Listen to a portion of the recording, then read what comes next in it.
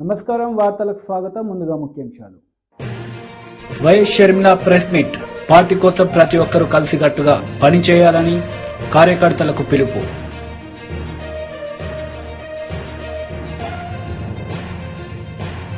పత్తికొండలో రా కదలిరా బహిరంగ సభలో టీడీపీ అధినేత నారా చంద్రబాబు నాయుడు అధికారంలోకి వస్తే కరెంట్ బిల్లులు తగ్గిస్తారని హామీ. పత్తికొండలో రా కదలిరా బహిరంగ సభలో టీడీపీ అధినేత నారా చంద్రబాబు నాయుడు పాల్గొన్నారు. ఈ సందర్భంగా ఆయన మాట్లాడారు. ప్రతి ఇంటిని, ప్రతి ఊరిని, ప్రతి ప్రాంతాన్ని నాశనం చేసిన చరిత్రహీనుడు ఈ జగన్మోహన్ రెడ్డి. ఈ జగన్కు తెలిసింది రద్దులు, గుద్దులు, బొక్కుడు, నొక్కుడు, కూల్చివేతలు, దాడులు, కేసులు తప్ప ఏమీ తెలియదు. అందుకే 5 ఏళ్లు బాధపడుతున్నాం. నేను అందుకే భరోసా ఇవ్వడానికి వచ్చా.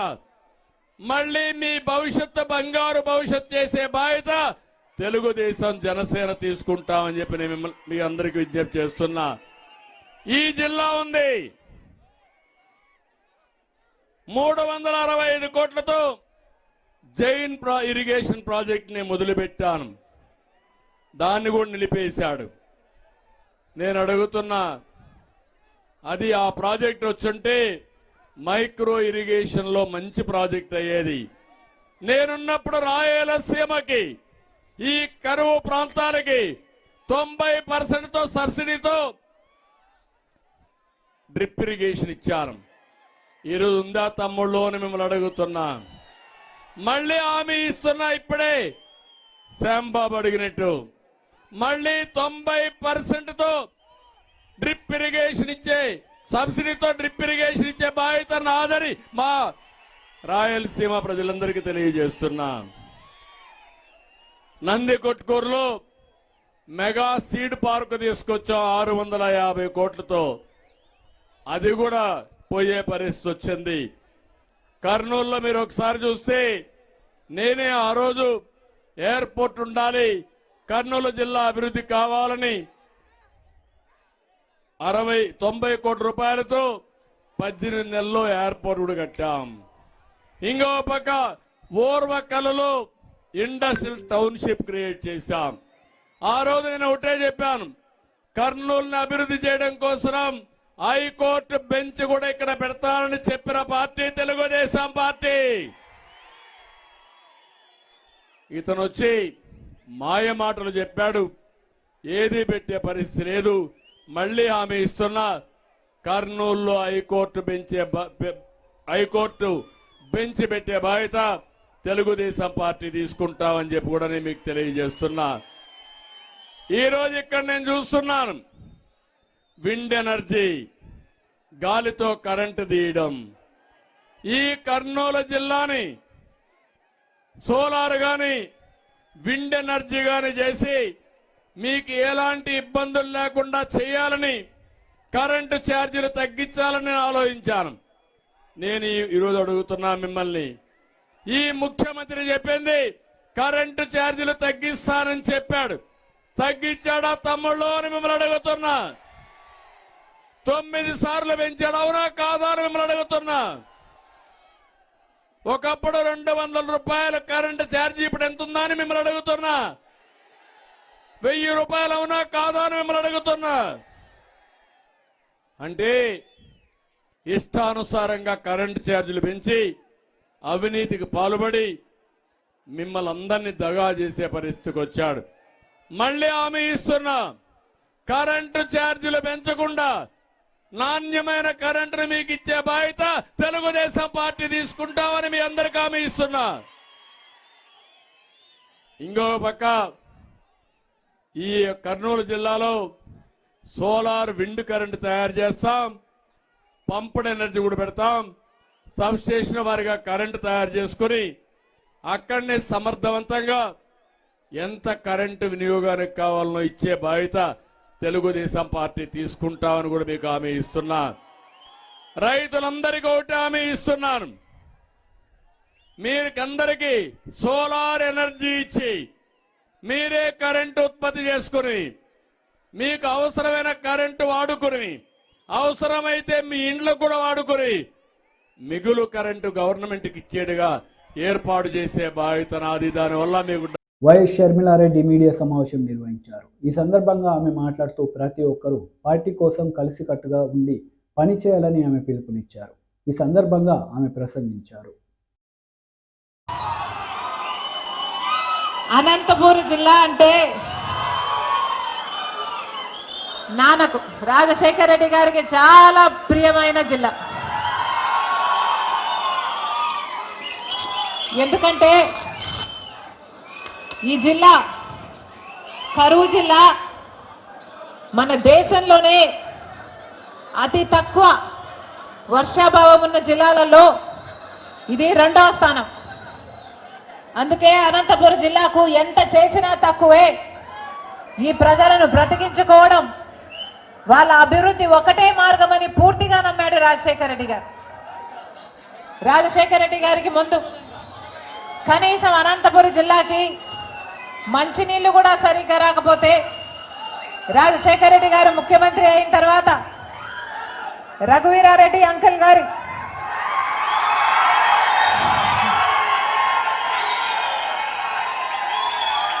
తాతగారి పేరు మీద రఘువీరారెడ్డి అంకుల్ గారి తాతగారి పేరు మీద శ్రీరామ్ రెడ్డి మంచినీటి పథకం రాజశేఖర రెడ్డి గారు ప్రారంభిస్తే 1000 గ్రామాలకు మంచి నీళ్ళు ఇచ్చింది, 17 మున్సిపాలిటీలకు మంచి నీళ్ళు ఇచ్చింది ఆ ప్రాజెక్ట్. రాజశేఖర రెడ్డి గారు ముఖ్యమంత్రిగా ఉన్న రోజుల్లో అనంతపురం జిల్లా అంటే ఎంత ఇష్టం అంటే రాజశేఖర రెడ్డి గారు ఉపాధి హామీ పథకం అంటే పేదలకు పని కల్పించే పథకం, మామూలుగా పని లేనప్పుడు పని కల్పించే పథకము రాజశేఖర రెడ్డి గారు మన్మోహన్ సింగ్ గారిని, ప్రధానమంత్రిని, సోనియా గాంధీ గారిని తీసుకొచ్చి ఉపాధి హామీ పథకము ప్రారంభించింది ఈ అనంతపురం జిల్లాలోనే. రాజశేఖర రెడ్డి గారు ఉన్నప్పుడు ఎంత అద్భుతంగా జరిగింది ఉపాధి హామీ పథకం. ఇప్పుడుందా ఆ పరిస్థితి? ఉపాధి హామీ పథకము ఎవరికైనా హామీ ఇస్తుందా? ఎవరికైనా భరోసాను కల్పిస్తుందా? ఎవరికి కల్పించడం లేదు.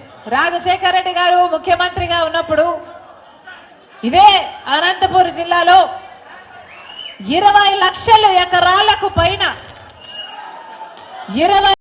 బీజేపీ పార్లమెంటరీ బోర్డు సభ్యుడు doctor K Laxman press meet నిర్వహించారు. ఈ సందర్భంగా పలు అంశాలపై ఆయన మాట్లాడారు. ఈరోజు ప్రజలు ఆ పార్టీని తిరస్కరించే పరిస్థితి రావడం వల్ల ఇవాళ కొత్త కాదు కాంగ్రెస్ పార్టీ. ఆనాడు స్వాతంత్ర తర్వాత గుజరాత్ లో సోమనాథ్ ఆలయం పునర్నిర్మాణం కోసం ఆ బానిస భవజాల నుంచి ఆనాడు మరి ప్రభుత్వం వైపు నుంచే జరపాలని చెప్పి నిర్ణయం జరిగినప్పుడు ఆనాడు ప్రధానమంత్రి హోదాలో నెహ్రూ గారు తిరస్కరించడం, ఈరోజు కాంగ్రెస్ పార్టీ కూడా తిరస్కరించడం, ప్రజల మనోభావాలు మొత్తం దేశవ్యాప్తంగా గాయపడ్డాయి. అందుకని ఇవాళ కాంగ్రెస్ కు ఒక ఎజెండా లేకుండా ఇవాళ మోదీ గారు చేస్తున్నటువంటి అభివృద్ధిని జీర్ణించుకోలేక ఏర్పడిన కూటమి ఇవాళ బీటలు వారిపోతుంది. కాబట్టి ఇవాళ తాజాగా బీహార్లోని పరిణామాలు. ఇంకా మన రాష్ట్రానికి వస్తే మొన్న కాంగ్రెస్ అధ్యక్షులు మల్లికార్జున్ ఖర్గే గారు గుమ్మడికాయలు దొంగ అంటే భుజాలు దడుపుకున్నట్టుగా ఆయన ముందస్తుగానే ఐటీ, సిబిఐ భవిష్యత్తులో తెలంగాణలో కూడా దాడులు ఉంటాయి, అప్రమత్తంగా ఉండని చెప్పి. ఈ తప్పు చేయకుంటే ఎందుకు భయపడాల్సిన అవసరం ఉంది? మనం చూశారు మీరు జార్ఖండ్ లో కాంగ్రెస్ యొక్క రాజ్యసభ సభ్యుడు 350 కోట్ల నగదు. అందుకనే కాంగ్రెస్ అంటే అవినీతి, అవినీతి అంటేనే కాంగ్రెస్. ఈ రెండు పర్యాయ పదాలు. కాబట్టి ముందస్తుగానే ఇవాళ మల్లికార్జున ఖర్గే గారు దాడులు ఉంటాయి అని చెప్పడం అంటే ఎక్కడ చేసినటువంటి దొంగతనాలు బయటపడ్డాయని ఇవాళ కూడా తెలంగాణ ప్రజలు ఒకసారి ఆలోచన చేయాలి. మొన్నటి వరకు కాంగ్రెస్ కర్ణాటకలో ఉచితాల పేరు మీద, గ్యారంటీల పేరు మీద ప్రజలను నమ్మించి ఇవాళ 8 మాసాలు కూడా గడవలేదు. ఇవాళ తీవ్ర వ్యతిరేకత ప్రజల్లో. అక్కడ ఉన్నటువంటి నిరుద్యోగ భృతి లేదు, ఉద్యోగ అవకాశాల కోసం నోటిఫికేషన్ లేవు. పైపెచ్చు కేవలం ఓట్ల కోసం మీరు ఉచిత ప్రయాణాలు ఏ రకంగా ఇవాళ అనర్థాలకు దారితీస్తున్నదో అక్కడ ఉన్న ప్రజలు ఇవాళ గమనించారు. ఆ రోజు కూడా మేము చెప్పాము, ఇవాళ దేశమంతా కూడా కాంగ్రెస్ విడిచిపెట్టకపోతా ఉంటే. వైసీపీ సామాజిక సాధికార బస్సు యాత్రలో మంత్రి అనిల్ కుమార్ యాదవ్ పాల్గొన్నారు. ఈ సందర్భంగా ఆయన ప్రసంగించారు. 2019లో పోయినాడు, మళ్ళీ ఎదిగి ఎదిగి ఎదిగి ఎదిగి నా ఓటమి ఎక్కడ ఉందా అని చెప్పి మళ్ళీ వచ్చి అక్కడ మీటింగ్ పెట్టాడు. మళ్ళీ 2022 మనకి స్థానం వచ్చి రానప్పుడు మారాలి కానీ మళ్ళీ మొండిగా వస్తే వచ్చేది 2024లో మళ్ళీ ప్రతిపక్షమే చంద్రబాబు నాయుడు గారు అని భగవంతుడు రాసేశాడని చెప్పి తెలియజేస్తా ఉన్నా. వచ్చి మా అందరి గురించి మాట్లాడాడు, నా గురించి మాట్లాడాడు, అందరి గురించి, శాసనసభ్యుల గురించి మాట్లాడాడు ఆడికొచ్చి. కానీ ఆయన మా దగ్గర నుంచి తీసుకున్న శాసనసభ్యులు మాత్రం అంట పతివ్రతులంట, అద్భుతమైన వాళ్ళంట, కొరవలంట, దొంగలంట. ఆహా, చూశారా నుంచి ఒక ఆయన సైకిల్ అంటే ఓటు అన్నారంట. ఆయన సత్యహరిశ్చంద్రుడు అయిపోయా. ఆయన నెల్లూరు రూరల్ నియోజకవర్గంలో కానీ ఆత్మకూరు నియోజకవర్గాన్ని ఏమి చేయకపోయా. ఆయన మాత్రం బాగా సీల్ వేసుకొని ఒక అద్భుతమైన వ్యక్తి కాబట్టి మేము పక్కన నేర్చుకున్నాం. కొందరు శాసనసభ్యులు దొంగల చంద్రబాబు నాయుడు అంటే నీ దగ్గర చేస్తే మాత్రం సంసారే, పక్క దగ్గర ఉంటే మాత్రం వ్యవసాయం చేస్తున్నట్ట. ఈ రోజు వైఎస్ఆర్ కాంగ్రెస్ పార్టీలో పోటీ చేస్తున్న శాసనసభ్యులందరూ కూడా జగన్మోహన్ రెడ్డి గారిని, ఒక పార్టీని, జగన్మోహన్ రెడ్డి గారిని చూసి వేసిన ప్రజలకి ఈ రోజు నమ్మకంగా ఈ రోజు నిలబడిన శాసనసభ్యులని చెప్పి అందరూ కూడా తెలియజేస్తున్న, పోటీ చేసిన ప్రతి ఒక్కరు కూడా ఈ రోజు 2014లో కానీ, 19లో కానీ, 24లో కానీ, 29లో కానీ, 34లో కానీ కలవరిలో కూడా జగన్మోహన్ రెడ్డి గారు ఉండే శాసనసభ్యులు చెప్పి తెలియజేస్తా ఉన్నా.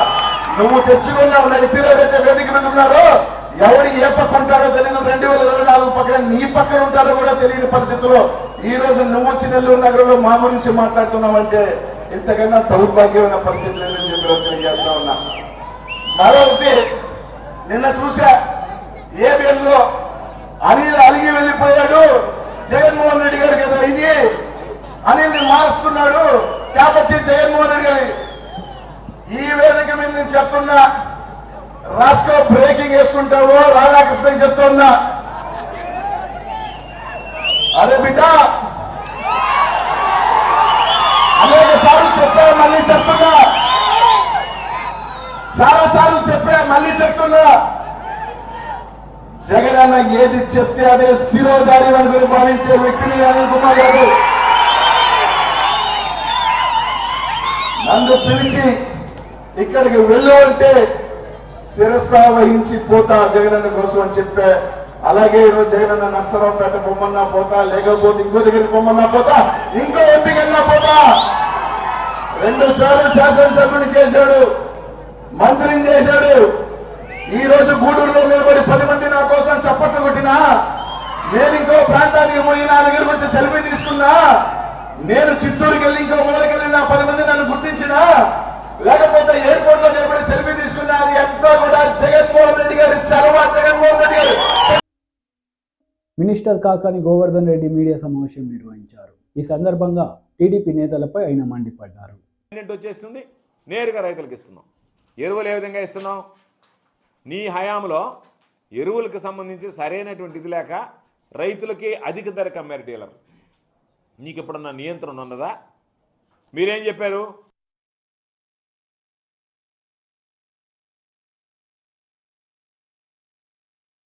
రేటు కన్నా 100 రూపాయలు 150 రూపాయలు అదనంగా రసీదు లేకుండా అమ్మాను. రెండవది, మీరు కాంప్లెక్స్ ఎరువులు కొంటేనే నేను యూరియా కానీ డిఏపీ కానీ ఇస్తామని చెప్పాను. నువ్వు దాన్ని కంట్రోల్ చేయగలిగావా?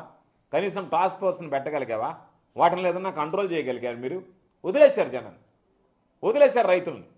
ఇదే ఈరోజు ఏ ఎరువులైతే రైతు నేరుగా ఆర్బీకే దగ్గరికి వెళ్ళి కియోస్కోలో ఆర్డర్ చేసుకుంటాడో ఆర్డర్ చేసుకున్నటువంటి 5 రోజుల లోపల అదే రైతు భరోసా కేంద్రంలో సమృద్ధిగా ఎంత మేర ఎరువులు కావాలనో అంత మేర అందించాం. ఎక్కడైనా మీరు వెతుకుతున్నారు ఈరోజు ఒక అడ్వర్స్ ఐటమ్ రాయాలి దీని మీద, వ్యవసాయానికి సంబంధించి విత్తనాల మీదనో మొన్న ప్రయత్నం చేశారు, వైఫల్యం చెందారు. ఎరువుల మీద రాయాలని చూస్తున్నారు, ఎక్కడ రాయలేకపోతున్నారు. రాయడానికి మీకు చేయి రావటంలే, అవకాశం దొరకటంలే. మొన్న తుఫాన్ వస్తే తుఫాన్ ఆగే లోపల ఎక్కడెక్కడైతే తుఫాను ప్రభావిత ప్రాంతాలు ఉన్నాయో రైతులు నేరుగా ఇంట్లో నుంచి బయటకు వచ్చేటప్పటికి రైతు భరోసా కేంద్రాల్లో విత్తనాలు పెట్టాం. నారుమళ్ళి దెబ్బతిన దగ్గర 80% సబ్సిడీతో విత్తనాలు అందజేయడం జరిగింది. అదేవిధంగా ఈరోజు ఉచిత పంటల బీమా ఇస్తున్నాం. నీ జన్మలో ఏ రోజైనా ఉచిత పంటల బీమా లాంటిది రైతులను ఆదుకోవాలనేటువంటి ఆలోచన నీ బుర్రలో వచ్చిందా? రైతుల గురించి నువ్వు ఆలోచన పంటల బీమా ఇస్తే ఏదైనా ప్రకృతి వైపరీత్యాల వల్ల దెబ్బతింటే లేదా పంట దిగుబడి తగ్గిపోతే ఏదైనా కారణాల వల్ల ఆ రైతులకి బీమాతో రక్షణ కల్పించాలనేటువంటి ఆలోచన, ఉచిత పంటల బీమాను గురించి ఆలోచన చేసావా? జగన్మోహన్ రెడ్డి గారు ఆలోచన చేశారు, ఈ ప్రభుత్వం ఆలోచన చేసింది. రైతులు ₹1 ప్రీమియం కట్టాల్సినటువంటి అవసరం లేకుండా మొత్తం ఈరోజు ప్రభుత్వమే భరించి రైతులకు ఉచిత పంటల బీమా కింద దిగుబడి తగ్గితే ఈరోజు పంటలకు సంబంధించినటువంటి ఆ రక్షణ కల్పించేటువంటి అవకాశం ఈరోజు జగన్మోహన్ రెడ్డి గారు తీసుకోవడం జరిగింది. అదేవిధంగా నువ్వు ఇంకొక మాట చెప్పావు, గిట్టుబాటు ధర గురించి మాట్లాడుతున్నావు. నేను ఈరోజు ఛాలెంజ్ విసురుతున్నా.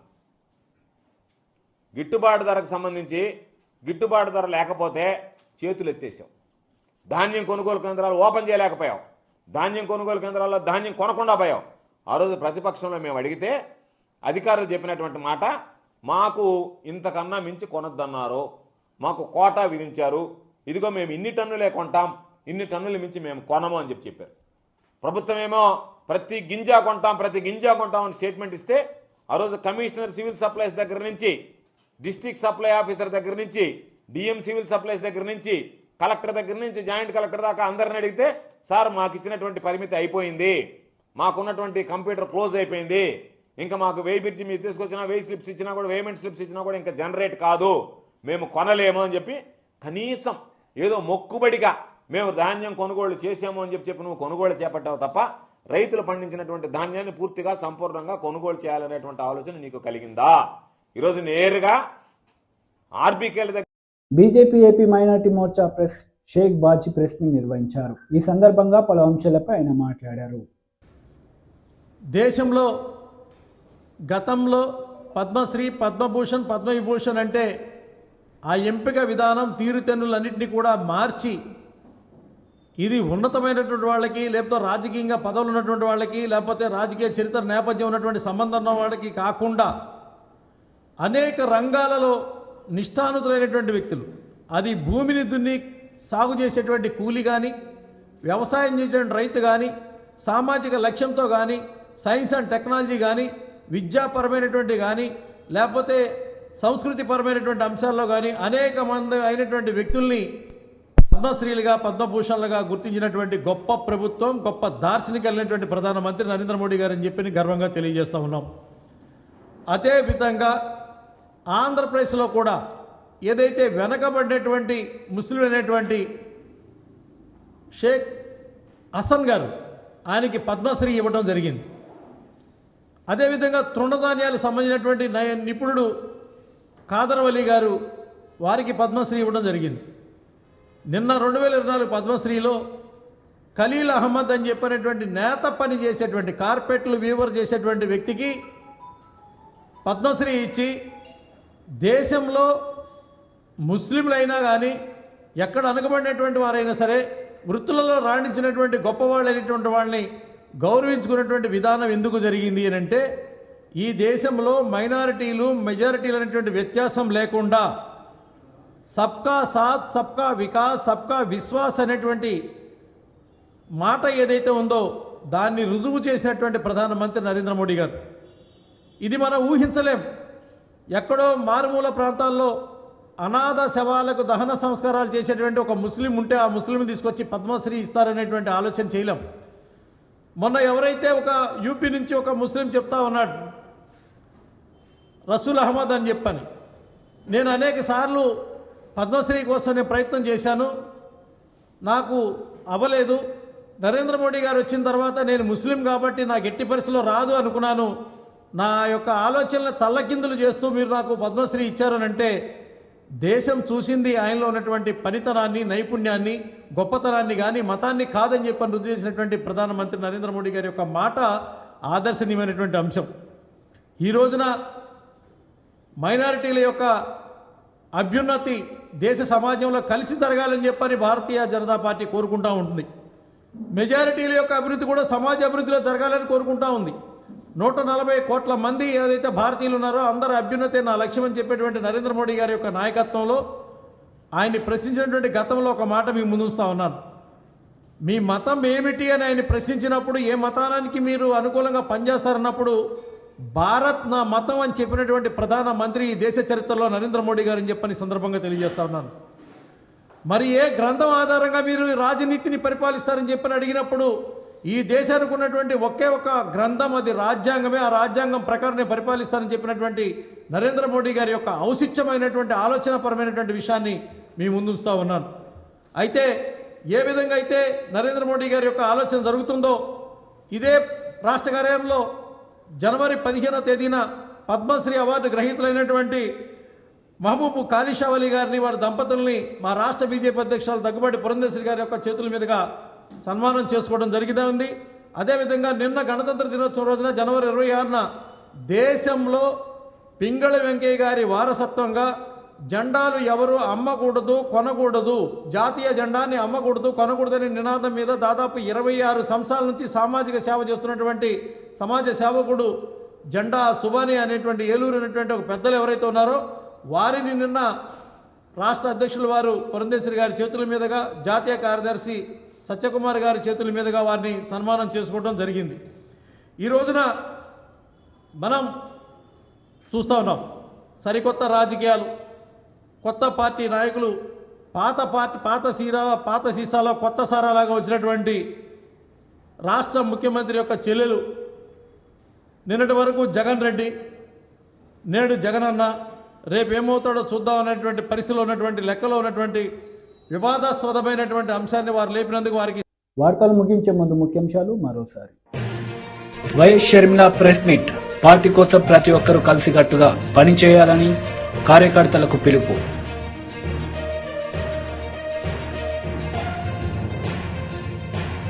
పత్తికొండలో కదలిన బహిరంగ సభలో టీడీపీ అధినేత నారా చంద్రబాబు నాయుడు.